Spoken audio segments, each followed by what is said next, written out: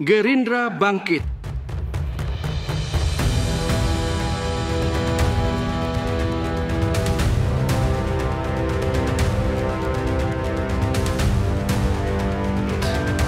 Jangan biarkan pengkhianat merampas perjuangan kita. Prabowo dan Gerindra sedang dijebak. Sejak pertemuan 17 Oktober 2014 pasca pemilu, rekonsiliasi yang seharusnya memperkuat perjuangan malah dimanfaatkan untuk menjatuhkan Prabowo. Edhi Prabowo yang saat itu menjadi jembatan rekonsiliasi akhirnya dijebak dan disingkirkan. Pada 13 Juli 2019, pertemuan MRT antara Prabowo dan Jokowi menjadi awal jebakan besar. Setelah Prabowo masuk ke kabinet sebagai Menteri Pertahanan pada 23 Oktober 2019, permainan semakin jelas. Mas Aryo dihantam saat Pilkada 2017, lalu Edi dijatuhkan dengan kasus yang direkayasa. Sekarang, Kancil dan para pengkhianat perlahan menguasai Gerindra. Mereka menyebarkan fitnah bahwa Prabowo hanya bertahan berkat uang mereka, padahal keluarga Joyo Hadikusumo dan banyak patriot lainnya telah berjuang dan berkorban jauh lebih besar. Mereka mengendalikan agenda presiden, mengatur jadwal agar Prabowo kelelahan, dan membuatnya terlihat menjauh dari rakyat. Pertemuan penting sengaja dibuat batal agar seolah-olah Prabowo tidak peduli. Sementara itu, buzzer dan media bayaran menggiring opini bahwa Gibran adalah pemimpin rakyat, sementara Prabowo difitnah sebagai beban. Penyusupan semakin kuat. Program-program seperti efisiensi dan makan bergizi gratis dijadikan alat untuk memelintir kebijakan, menciptakan persepsi bahwa Prabowo bertindak jahat. False brief dan permainan uang menghancurkan Gerindra dari dalam.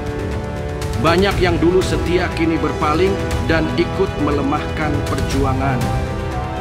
Mereka ingin menyingkirkan pengaruh keluarga Joyo Hadikusumo dari Gerindra dan mengubah partai ini menjadi alat elit gelap.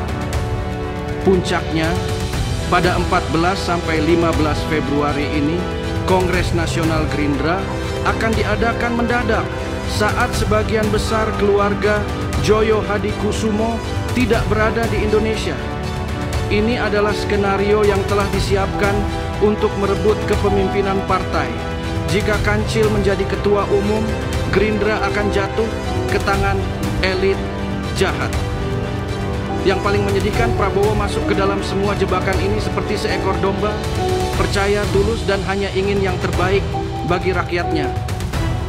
Ia telah berjuang dan berkorban lebih besar dari siapapun. Ia ingin Indonesia bersatu dan makmur. Ia percaya pada kebaikan dan janji orang-orang di sekitarnya. Tetapi justru itulah yang dimanfaatkan.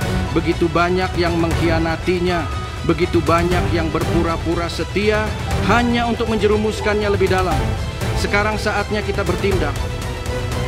Kita tidak bisa membiarkan Gerindra dan Kabinet Merah Putih dikuasai pengkhianat. Kita tidak bisa membiarkan Prabowo dikelilingi oleh mereka yang bersekongkol dengan elit busuk. Seperti Bung Karno, Bung Hatta, Syahrir, dan para pendiri bangsa lainnya, kita harus berdiri tegak dan melawan. Jangan ragu, jangan takut.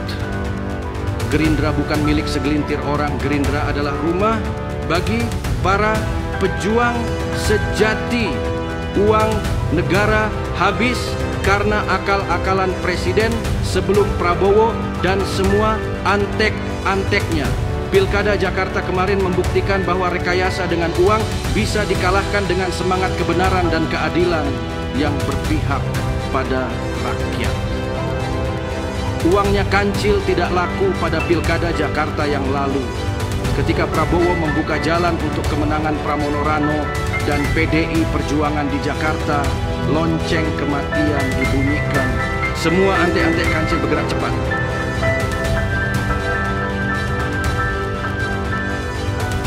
Tuhan bersama perjuangan kita. Komando, 11 Februari 2025,